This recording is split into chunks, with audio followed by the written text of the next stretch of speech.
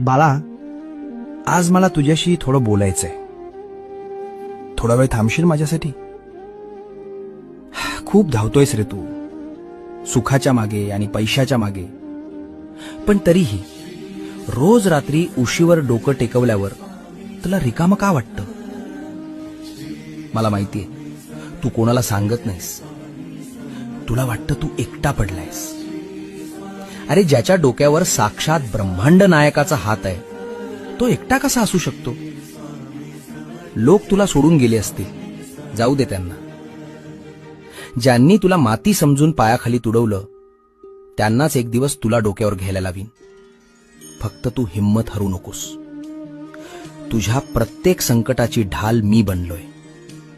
तुझं सगळं ओझं माझ्या पायावर सोडून दे. भिवू नकोस.